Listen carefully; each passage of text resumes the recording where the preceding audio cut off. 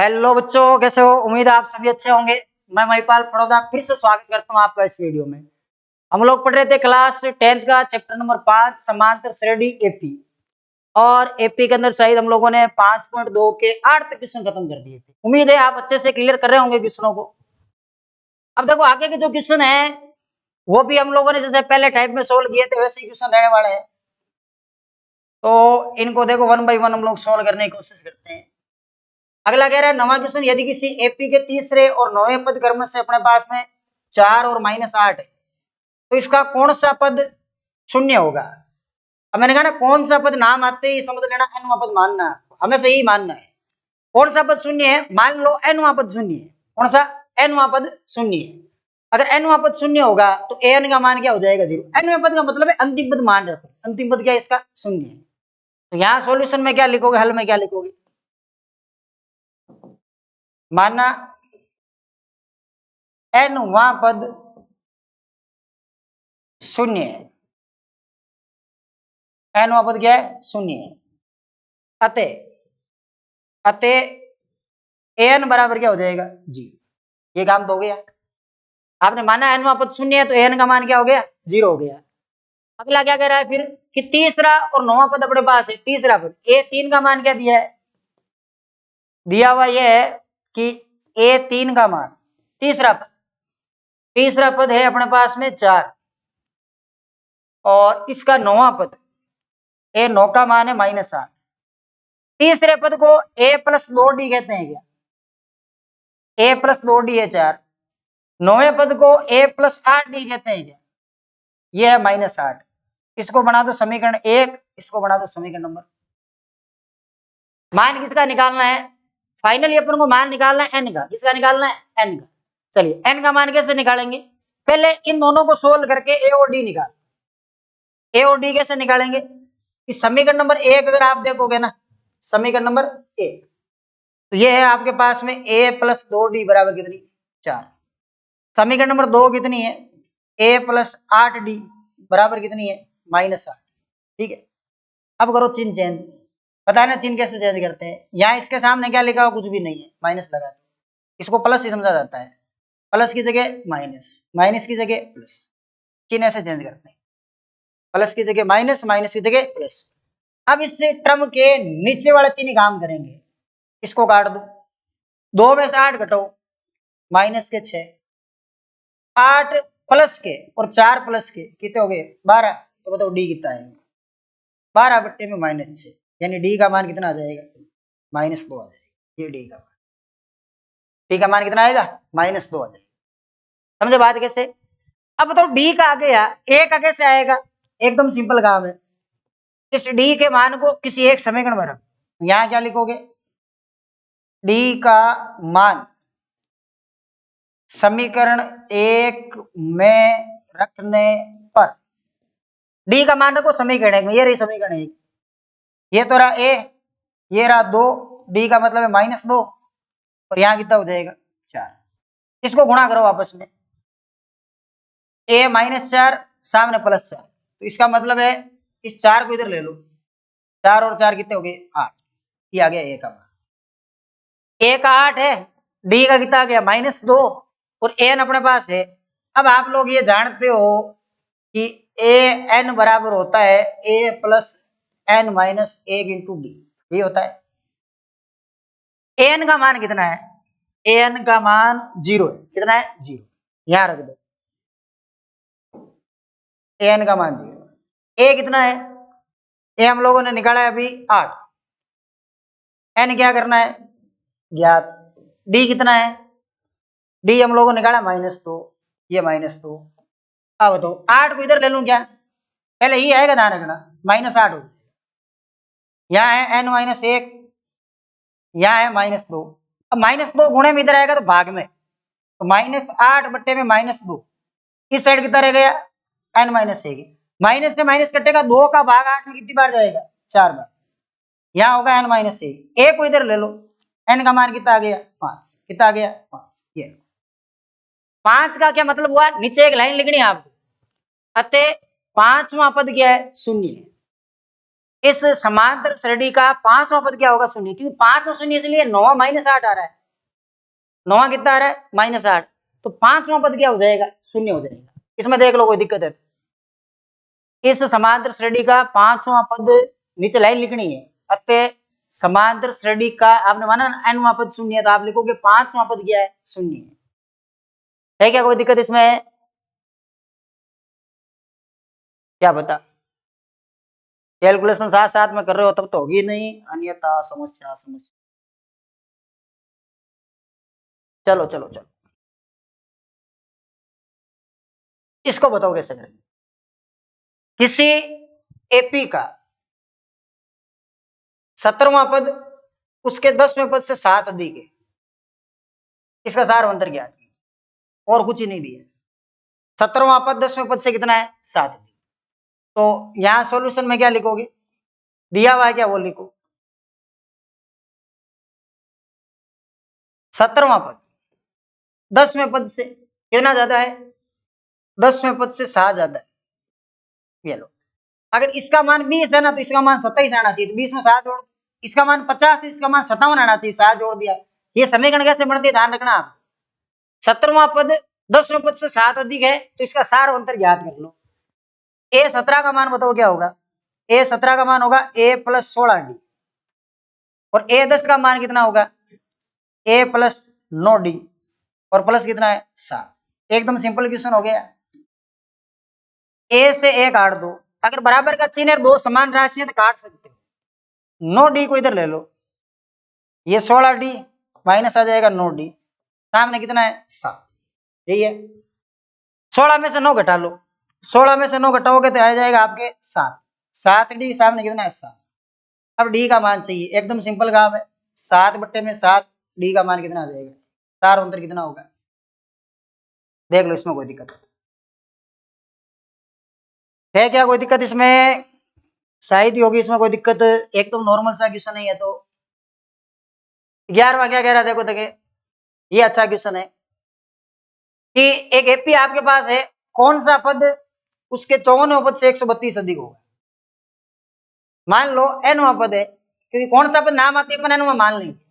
मान लो nवां पद उसके 54वें पद से 100 अधिक अधिक, कितना? 132 अधिक है, 132 अधिक होगा। तो यहाँ सिंपल सा काम क्या करेंगे,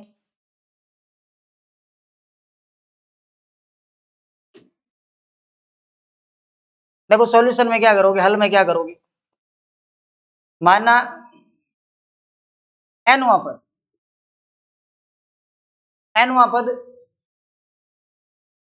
54वें पद से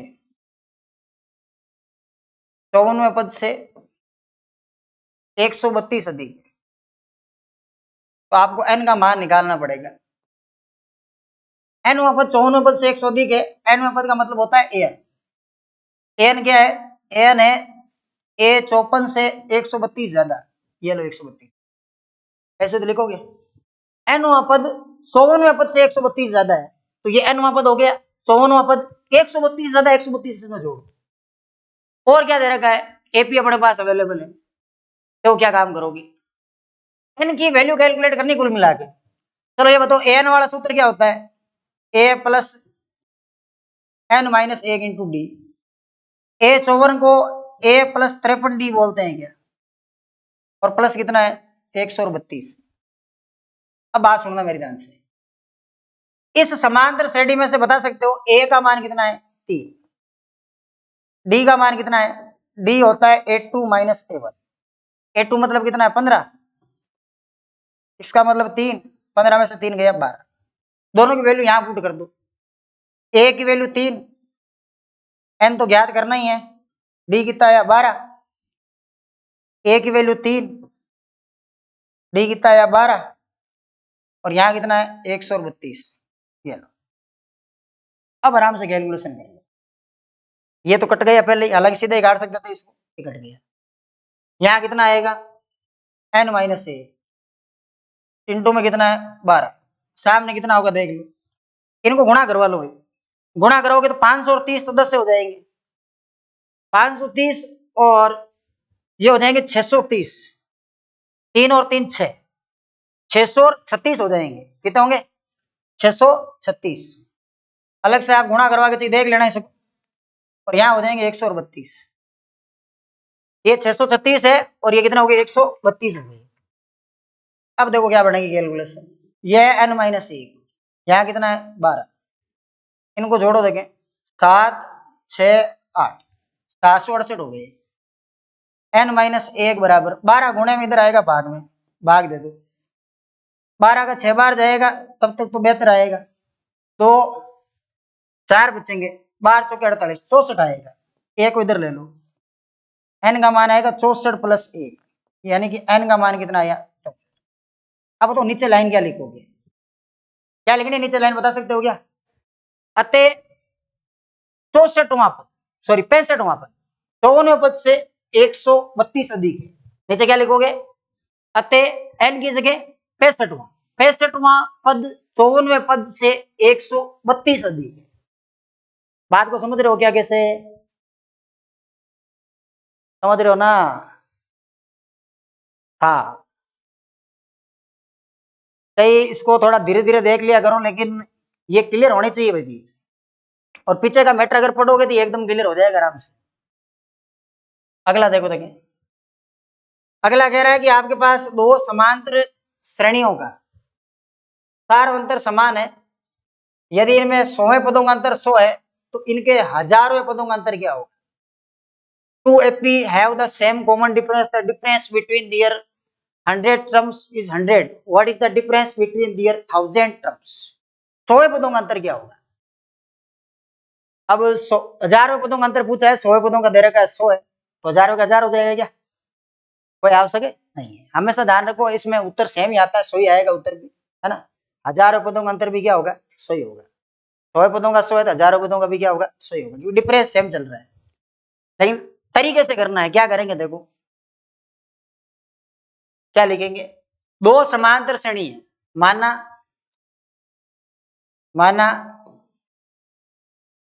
पहली समांतर श्रेणी, पहली समांतर श्रेणी का, पहली समांतर श्रेणी का प्रथम पद कैपिटल ए व सार्वंतर, सार्वंतर, अच्छा सार्वंतर तो समान है ना, सार्वंतर समान है तो इसको डी लेता हूं, डी एवं दूसरी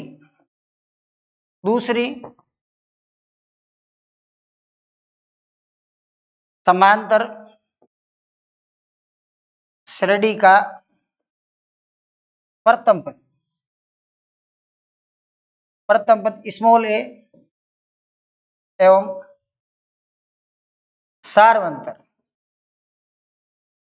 सार्वंतर डी है। अब आप सोचोगे सर डी डी दोनों में क्यों लिखा, डी डी लिखने का कारण है यहां दे रखा है सार्वंतर समान है, इसका डी है तो इसका भी डी होगा, प्रथम पद अलग अलग हो सकता है, सार्वंतर क्या दोनों का समान है। अब लिखोगे कैसे, ये सुनो, 100वें पदों का अंतर, मतलब 100 का मतलब हो गया ए 100, ये लो ऐसे लिख दो, माइनस अंतर का मतलब होता है माइनस, इस दूसरी वाले में स्मॉल है, 100वें पदों का अंतर 100 है, ऐसे ही तो लिखेंगे, तो पहली समांतर श्रेणी में ऐसे लिखेंगे, दूसरी में ऐसे लिखेंगे, 100वें पदों का अंतर कितना है 100 है।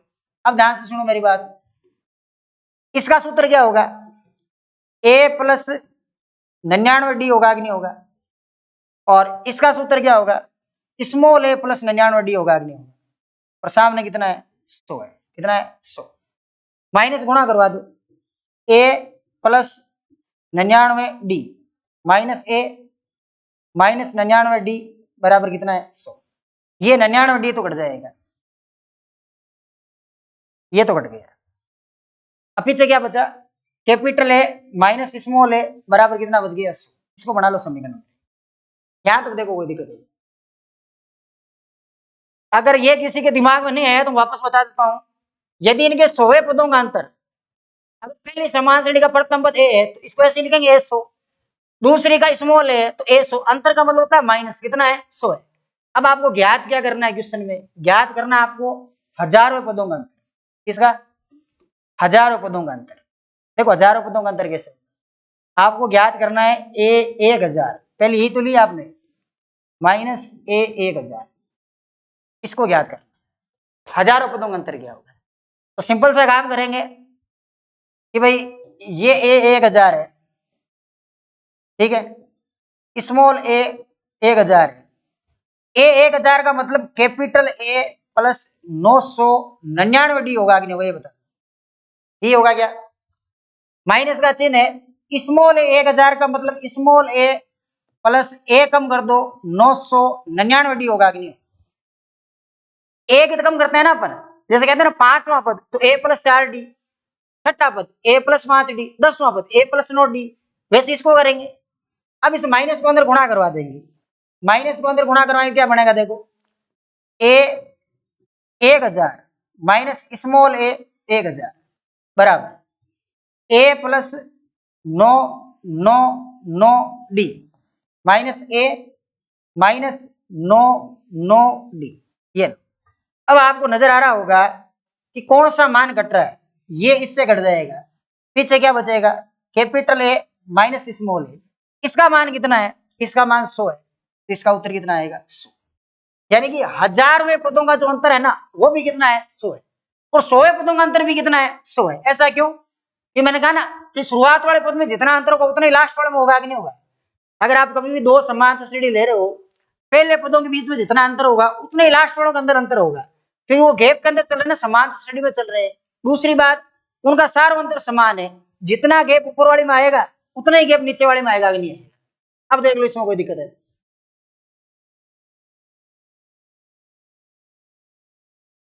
क्या हो गया, टाइम देख लेते हैं एक बार, चलो टाइम है अभी तो, देखो एक दो और कर लेते हैं फटाफट। 3 अंकों वाली कितनी संख्या है 7 से विभाज्य। अच्छा क्वेश्चन है, ध्यान रखना, ऐसे क्वेश्चन बोर्ड में पूछे जाते हैं अक्सर। अच्छा क्वेश्चन है, ध्यान रखना,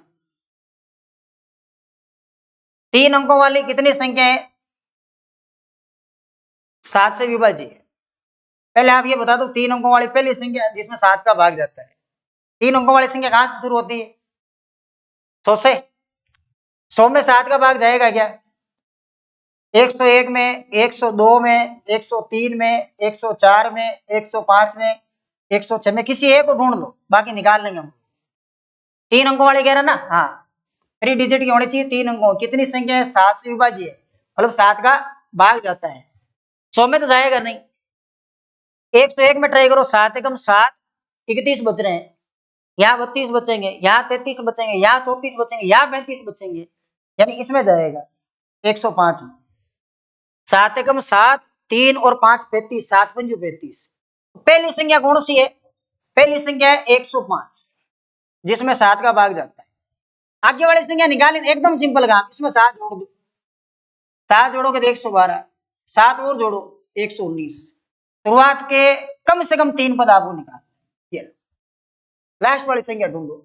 लास्ट वाली 3 अंकों की संख्या होती है 999, 98, 97, 96, 95 और 94। कौन सी संख्या में जाएगा देख लो। 7 का भाग इसमें दोगे तो एक बार जाएगा, फिर 19 आएगा, और 7 दूनी 14, 59 बचेगा, नहीं जाएगा। इसमें 59 बचेगा, इसमें 57 बचेगा, इसमें 56 बचेगा, तो 56 में जाता है क्या, यहाँ देख लो, 7 एकम 7, 29 बचेंगे, 7 चौक 28, 17 बच रहा है। इसमें देखो 96 में 7 एकम 7, 2 29, 7 चौक 28,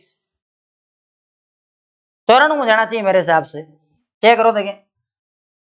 94 में जा रहा है तो 96 वैसे ही नहीं जाएगा, एक बार जाएगा 7, ये 2, 7 चौक 28, 1 और ये 14, हाँ 94 में जाएगा। लास्ट संख्या कौन सी होगी, 994 होगी, कितनी होगी 994। आराम से निकाल सकते हो इसको, हालांकि ये भाग देते हैं ना तो वो शेषफल के हिसाब से भी बता सकते हैं, लेकिन आप सीधा कर लेना, इतना टाइम हो जाएगा आपके पास, कोई दिक्कत वाली बात है ना। शेषफल का गैप दे के भी बता सकते हैं, वैसे 999 भाग दे। आप इसमें क्या बतानी है आपको, कितनी, कितनी का मतलब n का मान बताना है। अब आप इसमें n का मान निकाल, बोलो a का मान कितना है 105, पहला पद ही है। डी सिंपल सा 7 है, क्योंकि 7 का पहाड़ी तो चल रहा है, और अंतिम पद कहते हैं an, 994। अब आप लोग ये जानते हो, चूंकि हम लोग ये जानते हैं कि an बराबर क्या होता है, a प्लस एन माइनस एक इंटू डी होता है। an का उत्तर यहां रखो 994, a कितना है 105, n कितना है ज्ञात करना है, डी कितना है 7। ठीक है, सबसे पहले ये भी ध्यान रखना, आपके समस्या आती है वो हमेशा ध्यान रखो, इस 7 को पहले कभी नहीं लाना है, इसको इधर लाया करो ऐसी कैलकुलेशन में, कई बार आती है ऐसी कैलकुलेशन, इसको इस साइड लाया। तो 994 में से माइनस कर लो 105, इधर सामने क्या बचेगा n माइनस ए, गुणे में क्या आ जाएगा 7। 994 में से 105 कम कर लो, कितने बचेंगे, पहले 100 कम करो, 100 करोगे तो 894, 5 और कम कर दो 8 8 9 889, n माइनस एक गुणे में क्या आ जाएगा 7, 7 गुणे में इधर जाएगा तो भाग में, तो 7 का दे दो भाग। तो यहां पर लिखो ऐसे कि n माइनस एक बराबर 889 में भाग दे दो कितने का 7, 7 का भाग दो, इसमें कितनी बार जाएगा 7 एकम 7 18 बचेगा, 7 दूनी 14, 7 7 49, 127 आ जाएगा। n का मान निकालना, एक इधर ले लो, n बराबर कितना आएगा 127 प्लस 1, तो बताओ n का मान कितना आया 128। नीचे क्या लिखोगे, अतः 128 तीन अंकों की ऐसी संख्या है जो 7 से क्या होती है विभाजित होती है या विभाज्य होती है। देख लो इसमें कोई दिक्कत है क्या, कोई दिक्कत,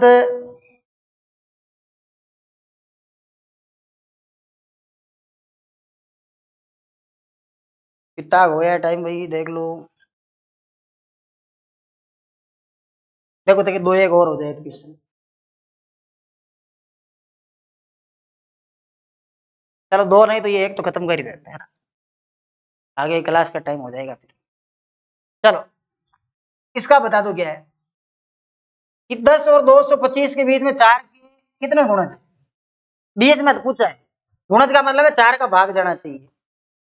आप ये बताओ 10 के बाद ऐसी संख्या बता दो जिसमें 4 का भाग जाता है, 11 में जाता है क्या, 12 में जाएगा, हाँ 12 के बाद 16, 16 के बाद 20, तो शुरुआत की 3 तो होगी, लास्ट वाली संख्या 250 है, 250 को तो लेना ही नहीं, ध्यान रखना बीच में पूछा है, तो 250 को नहीं लोगे तो 49 को ले लो, 49 में नहीं जाएगा, 248 4 का भाग जाएगा ना, 24 में भी जाएगा, 8 में भी जाएगा, 248 में जाएगा। शुरुआत की दो संख्या कौन कौन सी होगी, तीन संख्या 12 16 20, और इसके बाद में हो जाएगी आपके 248, ये 248, कोई दिक्कत नहीं इसमें। अब आपको सिंपल सा काम इतना ही करना है कि कितने गुणज है n की वैल्यू निकालनी, तो a का मान कितना है, a का मान 12, d का 16 में से 12 घटे 4, और n का 248। अब आप लोग ये जानते हो कि an बराबर होता है a प्लस n माइनस एक इंटू डी, an है 248, a कितना है 12, n क्या करना है ज्ञात, d कितना है 4, 12 को इधर ले लो, मैंने कहा ना पहले ये संख्या है हमेशा, 48 में से 12 कम करो, यहाँ है n माइनस एक इंटू में कितना 4, 12 कम करो 8 और 4 236, 236 बराबर क्या होगा n माइनस एक इंटू क्या हो जाएगा 4, 4 गुणे में इधर ले जाओ भाग में, 236 बट्टे में 4 बराबर है n माइनस एक, 4 का भाग 4 पंजो 20, 5 बार पूरा पूरा, पीछे बच गया 3 36, 4 9 36 59, n माइनस एक, तो n की वैल्यू क्या आएगी 59 प्लस एक, यानी n की वैल्यू क्या आएगी 60। 60 ऐसी संख्या है इनके बीच में 10 और 250 के बीच में जो 4 की क्या है गुणज, देखो देखो कोई दिक्कत है क्या, थोड़ा मैंने स्पीड से लिया है इसको जानबूझ के, हाँ क्योंकि इजी क्वेश्चन, ज्यादा कोई हार्ड क्वेश्चन है नहीं, देख लो भाई कोई दिक्कत है तो। अगला किताब बड़ा है भाई, देख देख,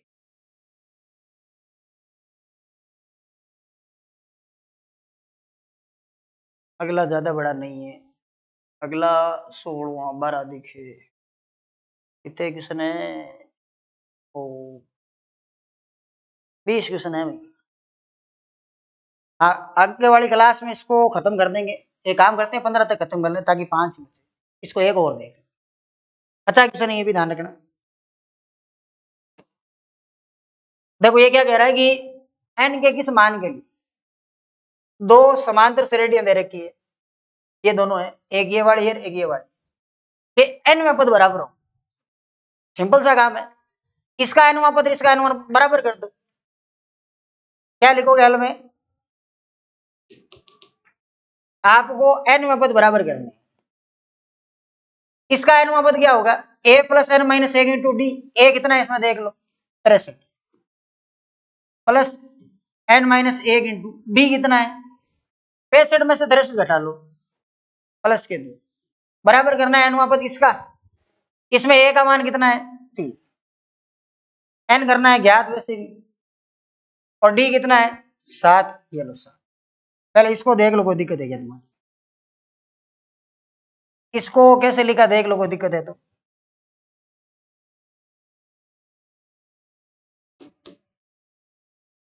इसको देखो ध्यान से कोई दिक्कत है?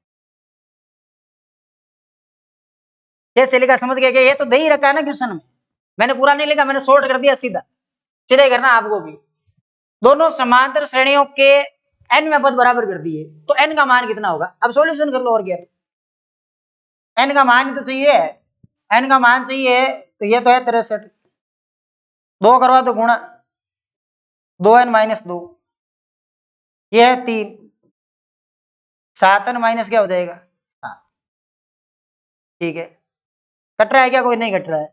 एक काम करो n वाला एक तरफ करो, बिना n वाला एक तरफ करो। पहले थोड़ी कैलकुलेशन करो। 63 में से 2 घटा दो, 2 हो जाएगा 61 प्लस 2n। 7n तो ही 3 में से 7 गया माइनस 4। अब सुनो मेरी बात। अब क्या करो इस 2n को इधर ले लो तो ये तो है 61। 7n माइनस 4 माइनस का 2 और इस माइनस 4 को इधर ले लो तो बताओ 61 प्लस 4 होगा कि नहीं? भाई माइनस 4 है इस साइड आएगा तो प्लस 4। सामने कितना है?